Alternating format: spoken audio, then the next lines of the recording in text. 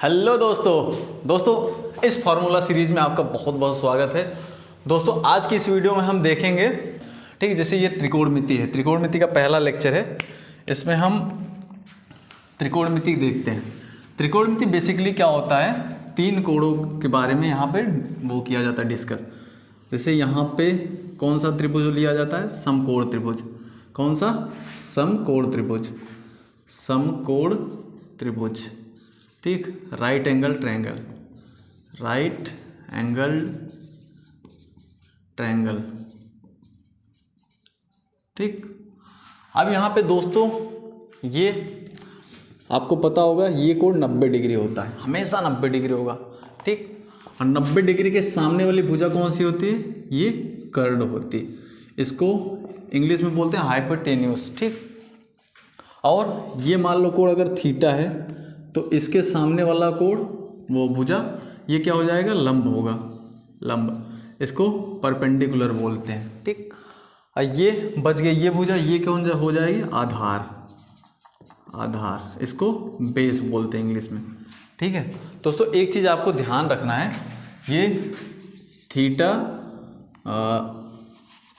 90 degree के सामने की भुजा, 90 डिग्री के सामने जो होगा वो हमेशा कर्ड होगा, कर्ड। ये हमेशा ये फिक्स रहेगा, ये कभी चेंज नहीं होगा। 90 डिग्री चाहे ये भुजा, चाहे थीटा कोण यहाँ पे आ जाए, चाहे जहाँ आ जाए, उससे मतलब नहीं, लेकिन ये 90 डिग्री के सामने की भुजा हमेशा कर्ड होगी। और थीटा के सामने की भुजा क्या होगी? थीटा के सामने, थीटा के सामने क्या होगा? हमेशा लंब होगा, लंब, परपेंडिकुलर, ठीक। अब जैसे इसी फिगर को हम ऐसे बना दें, जैसे ये है फिगर, 90 डिग्री तो हमेशा वही रहेगा, चेंज नहीं होगा। अगर हम यहाँ पे थीटा रखें, अब थीटा को हम यहाँ रख दें, यहाँ पे ये थीटा रख देंगे तो 90 डिग्री के सामने भुजा कर्ड होगी, कर्ड को एच से डिनोट करते हैं, हाइपोटेन्यूस, ठीक। एच होगी थीटा के सामने। अब ये भुजा लंब हो जाएगी, जो पहले यहाँ पे आधार थी, अब ये क्या हो जाएगी? लंब हो जाएगी, यहाँ पे लंब हो जाएगी, ठीक। पी। अब ये बचा, इसके जस्ट बगल में ये भुजा आधार हो जाएगी, आधार, बेस, ठीक। ये हो जाएगा कर्ड, ठीक है दोस्तों। इतना आपको ध्यान रखना है, बस थीटा का ध्यान रखना है, थीटा कहाँ पे है। अब दोस्तों इसमें त्रिकोणमितीय अनुपात होता है। एक चीज़ और ध्यान रखना, 90 डिग्री के सामने वाली भुजा जो कर्ड होती है, ये क्या होती है? सबसे लंबी भुजा होती है, सबसे लंबी भुजा होती है, ठीक। सबसे लंबी भुजा। इसका सूत्र क्या होता है? कर्ड स्क्वायर बराबर लंब स्क्वायर प्लस आधार, आधार स्क्वायर। कर्ड को h लिखते हैं, एच स्क्वायर इक्वल टू लंब को p लिखते हैं, P square plus B square. ये संबंध होता है किसमें? Relation among P, B and H, ठीक। ये लंब, कर्ड और आधार में संबंध होता है, और इसी संबंध को क्या बोलते हैं? पाइथागोरस सूत्र, पाइथागोरस फार्मूला, ठीक। पाइथागोरस सूत्र, इसी संबंध को। अब यहाँ से हम अगर h की वैल्यू निकालें तो अंडर रूट लग जाएगा, h की वैल्यू निकालेंगे तो अंडर रूट हो जाएगा P square plus B square, मतलब कर्ड बराबर अंडर रूट लंब स्क्वायर प्लस आधार स्क्वायर। अब यहाँ से अगर हम p की वैल्यू निकालें तो ये पक्षांतर हो जाएगा, b इधर आ जाएगा। यहाँ से हम अगर p स्क्वायर की वैल्यू निकालें तो क्या हो जाएगा? कर्ड स्क्वायर माइनस आधार स्क्वायर होगा।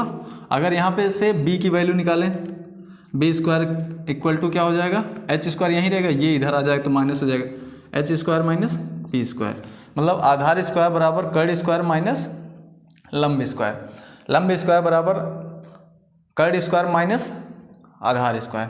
ये आपको ध्यान रखना दोस्तों। इसी बेस पे कुछ ट्रिपलेट होते हैं, ट्रिपलेट, जो आपके क्वेश्चन को क्या कर देते हैं? बहुत आसान कर देते हैं, आपको टाइम बचाते हैं आपके, ठीक।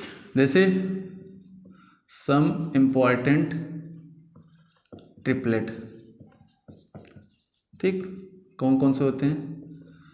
देखो 3 हो गया, 4, 5, फिर 5, 12, 13, फिर क्या हो गया? 7, 24, 25, फिर 8 15 17, फिर 9 40 41, उसके बाद फिर 10 60 61। ये वाला एक बार थोड़ा सा देख लेना, 11 60 61 है, 10 60 61, शायद 11 है। 11 60 61, 20 21 29, 20 हो गया, 21 29, उसके बाद फिर और कितना हो गया, a² minus b² 2ab a² plus b²। यहाँ पे एक चीज़ आप ध्यान दे सकते हैं, इसमें सबसे बड़ी भुजा कौन सी है, 5। इसका मतलब ये क्या है, कर्ण, क्योंकि कर्ण सबसे लंबी भुजा होती है। यहाँ पे सबसे लंबी सबसे बड़ा संख्या 13, इसका मतलब ये कर्ण है। और इसमें से आप चेंज कर सकते हैं, इसको आधार मान सकते हैं, इसको लंब, या फिर इसको लंब इसको आधार, उसमें कोई दिक्कत नहीं, ठीक। लेकिन जो कर्ण होगा वो कभी चेंज नहीं होगा, और ये दोनों आपस में चेंज हो सकते हैं। ये लंब हो सकता है, ये आधार, या फिर ये आधार ये लंब, या फिर ये लंब ये आधार, ये लंब ये आधार, लेकिन कर्ण हमेशा बड़ा होगा, कर्ण जो होगा हमेशा बड़ा होगा।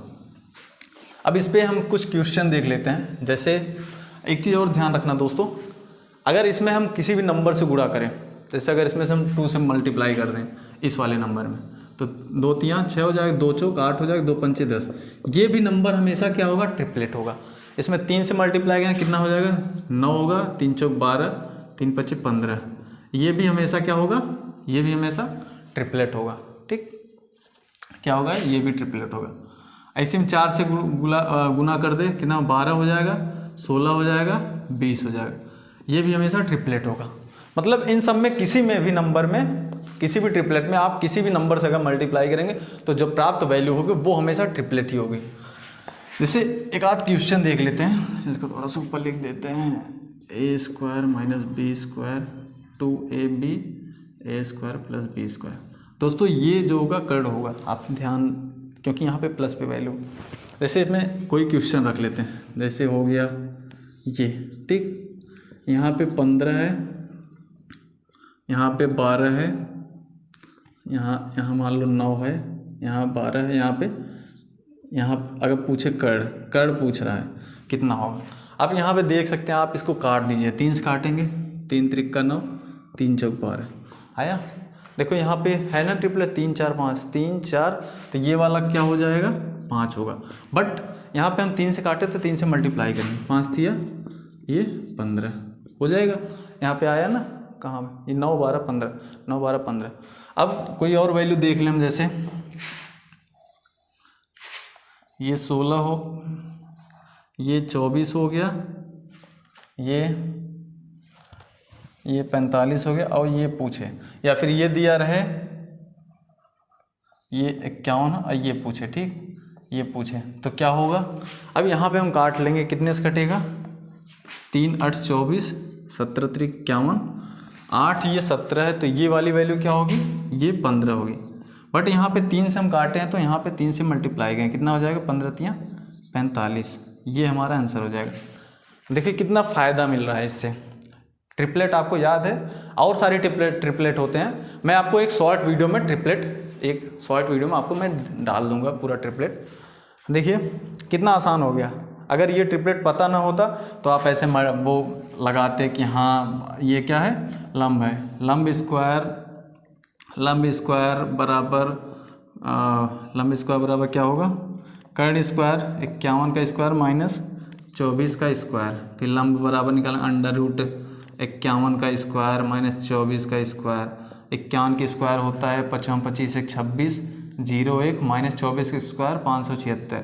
अब इसमें घटाते तब जाके वैल्यू निकालते, ठीक। कितना आएगा घटाने पे, 20 25 है, इसकी वर्गमूल क्या हो जाएगा 45। आप सोचिए इतना करते तब जाके ये निकलता। वही चीज़ आपको अगर ट्रिपलेट पता है तो आप ज़्यादा विदिन अ सेकेंड या 1-2 सेकेंड में आप निकाल सकते हैं, ठीक है दोस्तों। अगली वीडियो में हम बात करेंगे त्रिकोणमितीय अनुपात के बारे में। दोस्तों वीडियो अच्छी लगी तो वीडियो को लाइक करें दोस्तों, चैनल को सब्सक्राइब करें दोस्तों, ज़्यादा से ज़्यादा दोस्तों के साथ शेयर करें। जय हिंद दोस्तों।